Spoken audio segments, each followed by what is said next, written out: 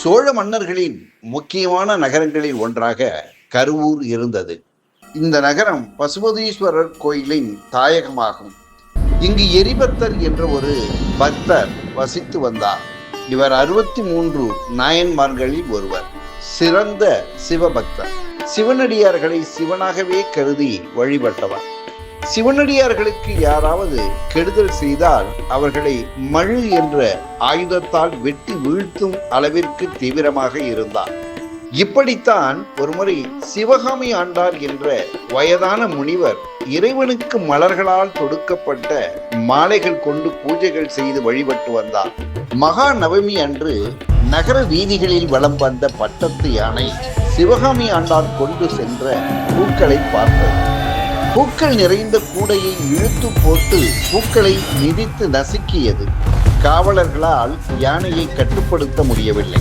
சிவகாமி ஆண்டார் சத்தமாக அழுது புலம்பினார். சிவனடியார்கள் துன்பப்பட்டால் எரிபத்தருக்கு தாங்க முடியாது அல்லவா? அதனால் கோபம் கொண்டு பட்டத்து யானை, பாகர்கள், வீரர்கள் என்று அனைவரையும் மழுவால் வெட்டி வீழ்த்தினார். தகவல் அறிந்து அங்கு வந்த புகழ்ச்சோழ மன்னன் உண்மையை உணர்ந்தான்.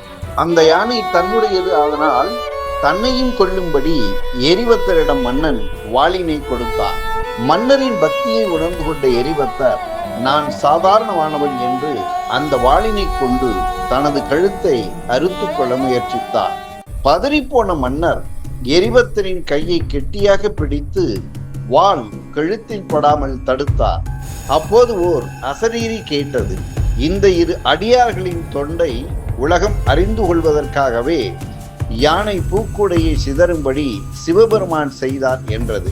உடனே மாண்ட யானை மற்றும் வீரர்கள் உயிர் பெற்றனர்.